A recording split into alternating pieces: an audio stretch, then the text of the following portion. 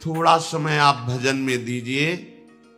ये आपको केवल लगाने के लिए कहा गया, नहीं तो भगवान का आदेश है निरंतर भजन करो।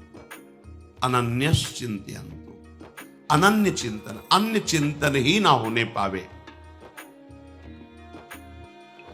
कुछ घंटे यदि हम सांसारिक कार्यों में तन्मय हो गए तो पूर्व वृत्तियां संसार में रहने के कारण जो थोड़ा समय भजन में देते हैं, उस समय भी भले अंगुली पे माला चले, हो सकता है जिह्वा में नाम भी उच्चारण करो, लेकिन आपका स्मरण संसार ही रहेगा। और माला चलाने का, जिह्वा से नाम जपने का फल है स्मरण, भगवद स्मृति। गोपीजनों की महिमा शास्त्रों में परमहंसों के द्वारा वंदना करते हुए पाई गई। बड़े बड़े सुखदेव जी जैसे परमहंस गोपी चरण वंदना, उनकी महिमा का गान किया। क्यों? क्योंकि उनकी बाह्य क्रियाएं भले सांसारिक दिखाई देती हो, लेकिन उनका चिंतन सांसारिक नहीं है। बाह्य क्रियाओं में जैसे या दोहने अवहनने मथनो पलेप प्रेंखेंखनार्भरुदितो क्षण मार्जनादौ गायन्ति चैन मनुरक्त धियोस्त्रुकंठ्यो धन्या ब्रजस्त्रिय उरुक्रम चितयाना। धन्य है ये ब्रजवासी युवती जन, गोपी जन। ध्यान दीजिए, इनकी क्रियाएं व्यवहारिक दिखाई दे रही। क्या? ये गाय दूह रही है, लेकिन श्री कृष्ण समाये हैं इनके मन में, इनके नेत्रों में। आज इतना मीठा दूध निकले, सुंदर दही जमे, उसका बहुत ही कोमल मक्खन बने, और मेरे लालजू, मेरे कृष्णचंद्र जू आए और मैं जैसी भावना करती हूं वैसे ही माखन पावे। मेरे कृष्ण आज जब दुग्ध पान करें इस गाय का, बहुत स्वादिष्ट और मीठा लगे। पूरी भावना श्री कृष्ण में मुरारी पादार्पित चित्त में। या दही मथते समय प्रभु की लीलाओं का गायन कैसे करें? अश्रु प्रवाह करके, मनोरक्त धियोश्रु कंठ्यो, कंठ से मधुर ध्वनि में गान कर रही हूं, आंखों से अश्रु चल रहा है, और क्रिया व्यवहारिक है। घर को बुहारते समय, सोहनी झाड़ू लगाते समय, लीपते समय, बालकों को दुलार करते समय, या जो भी क्रियाएं, रसोई अमोनिया करते समय, धान कूटते समय, वो परम पवित्र प्रभु श्री कृष्ण में अपने चित्त को जोड़े हुए रहती है। श्री कृष्ण स्मृति में तन्मय रहती है। देखो क्रियाएं क्या है और हमारी स्थिति क्या है। अगर हम ठाकुर सेवा भी कर रहे हैं, प्रगट में क्रिया भागवतिक है, तो हमारा चिंतन कहां हो रहा है, स्मृति किसकी हो रही, ये बात देख रही है। हमारे हाथ में माला है, हमारी स्मृति कहां है। सब साधनों का सुंदर फल महापुरुषों ने वर्णन किया है, स्मृति। एतावान योग आदिष्टो मच्छिष्य शनकादि भी क्या सर्वतो मन आकृष्य मय्याधाविष्यते यथा।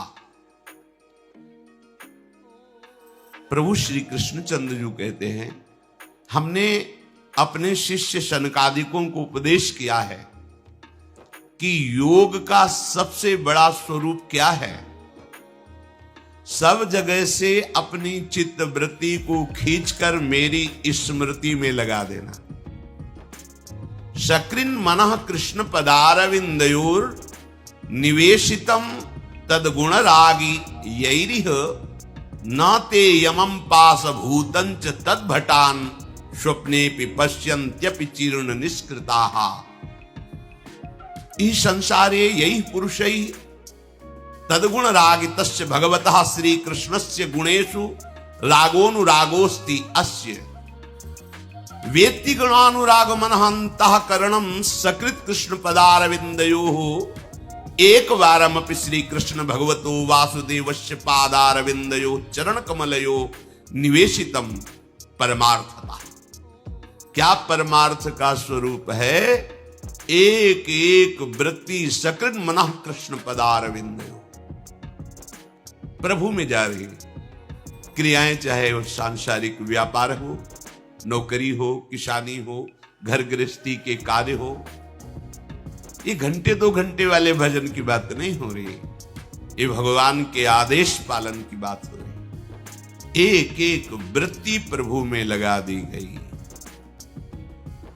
कोई भी भूत प्रेत पिशाच राक्षस यमराज के दूत या यम या स्वयं काल उसे डर पा नहीं सकता जिसकी वृत्ति प्रभु के चरणारविंद में समर्पित हो गई। ये जीवन का परमार्थ का परम लाभ है, ये फल है। कुछ भी कार्य कर रहे हैं, नाम चल रहा है निरंतर, भगवद स्मृति है। चाहे वो गृहस्थ हो या विरक्त हो, यहां इस बात की चर्चा नहीं है। भगवत प्रेम में गृहस्थ विरक्त की चर्चा नहीं होती, उसमें अनुरक्त की चर्चा होती है। तुम्हारा मन कहां अनुरक्त है? अगर प्रभु के चरणों में अनुरक्त है तो तुम महात्मा हो, चाहे गृहस्थ हो या विरक्त हो। स्वप्न में भी कोई दैवी शक्ति, कोई विघ्नकारी देवता उसको भय प्रदान नहीं कर सकता। जागृत की तो बात जाने दो, जिसके हृदय में भगवत चिंतन है। मारे घूम रहे लोग कैसे दुख निवृत्ति हो? स्वप्न में भी तुम कभी दुख निवृत्त नहीं कर पाओगे भागने से। कर्म तुम्हारे आगे ही खड़ा रहेगा, चाहे जहां भाग के जाओ। इस कर्म का विनाश करना होगा। जो शुभ अशुभ दुर्ग विध्वंस बल तब जयति जयति जग उच्चरे, उसी की जय होगी, जय होगी जो अपने किए हुए कर्मों का नाश कर दे। वो केवल एकमात्र श्री भगवान कर दे। हमारा एकमात्र कर्तव्य केवल भगवत स्मरण करना है। अगर हमारे हृदय में संसार का चिंतन हो रहा है और वाणी प्रभु के नाम में है, तो आगे चल करके वो चिंतन नष्ट हो जाएगा, स्मृति जागृत हो जाएगी। पर भजन अभी जैसा होना चाहिए वैसा नहीं हो रहा है। भजन तभी रंग लाएगा जिनका नाम जप कर रहे हैं, उन्हीं का हम ध्यान कर रहे हैं, एक एक वृत्ति उन्हीं के चरणों में लगी हुई है। एतावान सांख्य योगाभ्याम स्वधर्म परिनिष्ठया जन्म लाभा परहा पुंसा मनते नारायण स्मृति। अष्टांग योग का, वेदांतदर्शी ज्ञान का, स्वधर्माचरण का एक ही फल है कि भगवान श्री हरि की स्मृति जागृत हो जाए। स्मृति, याद, ये क्रिया नहीं है, ये हृदय का विषय है। अपने प्यारे की प्रतिपल स्मृति आ रही, कभी रूप की स्मृति में, कभी नाम की स्मृति में, कभी लीला की स्मृति में, कभी सेवा की स्मृति में। सांगोपांग चित्त की वृत्ति एकमात्र अपने आराध्य देव में। तस्मात् सर्वात्मनः राजन हृदयस्थम कुरु केशवम म्रियमाणो प्रवहिता ततो याहि पराम गतिम। इसलिए तुम्हारा परम कर्तव्य है मृत्यु आने के पहले ऐसी स्थिति बना लो कि अब और कछु न सुहाए, तिनको जुगल सेवा सुख पगी। निष्देवश जानत नाहि सजनी, एक रस भींजी रहे। एक रस भींजी रहे। श्यामा श्याम की रूप माधुरी में आसक्त चित्त उनको दुलार करने में लगा हुआ है। जीते जी ऐसी स्थिति बना लो